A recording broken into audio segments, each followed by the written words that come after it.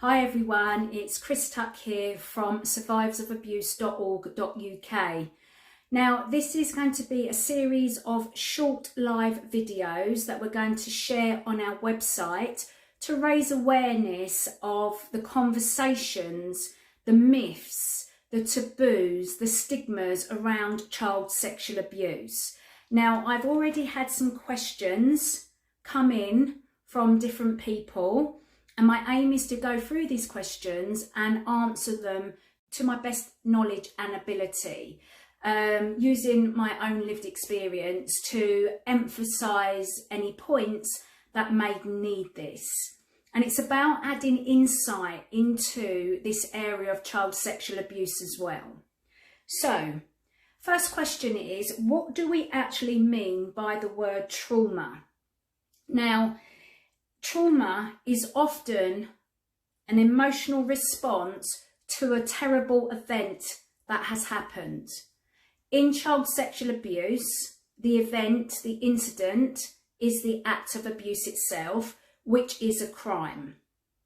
Yeah? But an emotional traumatic event might be your parents getting divorced. It might be you having an accident. It can be so many different things.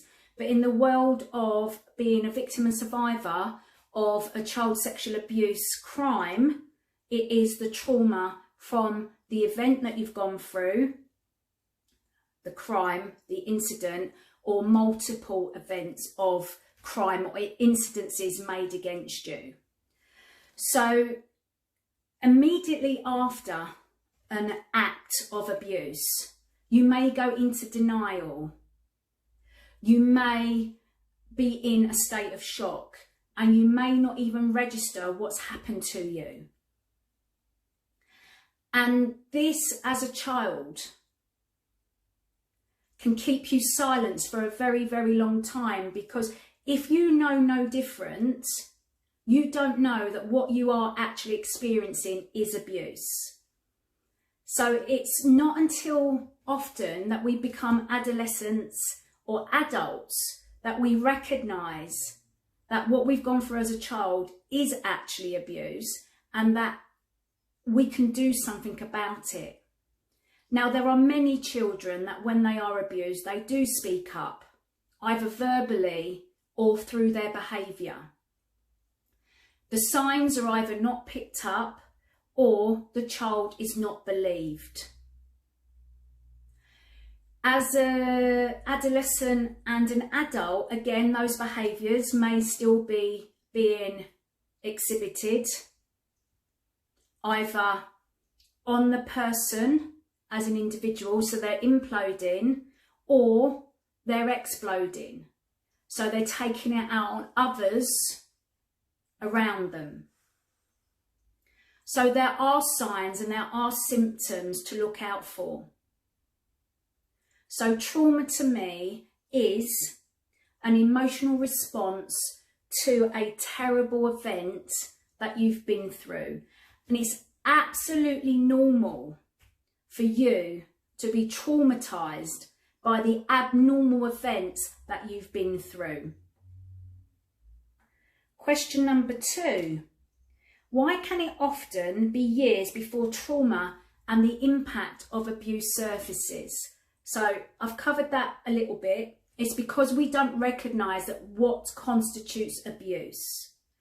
And often we don't know how to disclose it. We don't know what the response is going to be if we do disclose it. We do not know often who is a safe person to go to. Who can we get help and support from? If we had a culture of speaking out, speaking up, and a culture of belief, nurture and care from those that children do disclose to, and if the systems in place were nurturing, caring, non-judgmental, if people actually listened and heard, not judged, and offered the help and support that individual victim and survivor needed, then it would be a whole different ball game when it comes to disclosure. when it comes to accepting and acknowledging that children are abused every single day in all different environments, from all different backgrounds, from all different ethnicities, and the perpetrator can be anybody. So we need a cultural awareness, we need a cultural change in the way that we deal with and acknowledge that child sexual abuse is actually happening. Now, I've been asked, what is my experience of trauma? So if you've read the book Through the Eyes of a Child, you will know that I grew up in 3 domestic violence households, that I suffered bullying at school, that I was neglected, mentally, physically, sexually abused by different people. And I'm not going to go into the details because we've got an ongoing family case. But we wrote about those different experiences in the book. And for me, it's all of those experiences added together, an accumulation of them that caused the trauma and the impact that I and my siblings still live with today. So the question was, why does it take so long to disclose? And again, along this whole thread today, it's because our society makes it hard for us to disclose. The shame that abuse brings to the family can keep that family wanting that child just to be quiet and brush the abuse under the carpet. In some families, the abuse is generational, so it's become normalised, it's become accepted, even though it is wrong, it is a crime, and the individual that's gone through that abuse is going to need help and support at some stage throughout their life. We will disclose, some of us, as children, as adolescents. But when we become adults, we do realise that we are now in charge of ourselves. We are able and we have the choice to speak up and not live in silence anymore. And that is when most victims and survivors will speak up, when they become adults. What are the first practical steps that someone can take on the road to healing and recovery? For me, it's about verbalising what's gone on, acknowledging that what you've gone through was horrendous, it wasn't your fault, and you can get help and support, and there are many, many people in the same situation as you. You're not on your own, you're not the only one that's gone through this, and you can live with the impact, you can deal with the impact, and you can go on and live a happy, healthier life. You have got choices as an adult. You can make your life worthy of living. You can get the joy. You can heal. Or you can learn to live with, and then you can go and find your potential. You can go and do what it is you missed out on as a child. I'm not saying you can forget about what you've gone through, and I'm not saying you can get back what you've missed out on. But what I am saying is that there is hope and that there is life, love and laughter after the abuse that you've gone through.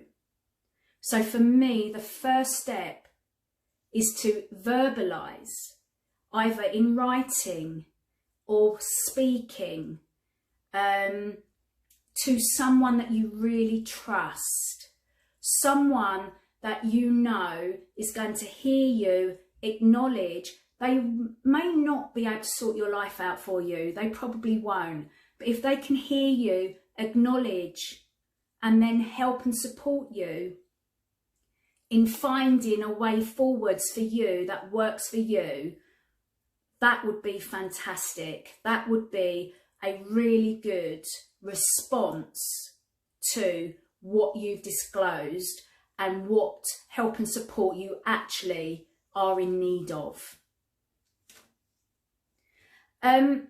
My next question that I was asked was, what is the C.L.E.A.N.E.R Living Therapy Program all about? Now, this Breaking the Cycle C.L.E.A.N.E.R Living Therapy Program is based on mindset, nutrition, fitness, and stress management. And we talk about, where are you right now? What is keeping you stuck? What is it that you want from your life? What is it that you are hoping to achieve? What is your purpose? What makes you get out of bed in the morning, and what helps you get through the day? And conversely, if you're a workaholic like myself, how can you down tools and de-stress without sending yourself into a tailspin?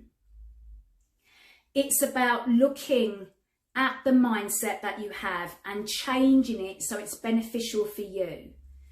We also look at nutrition.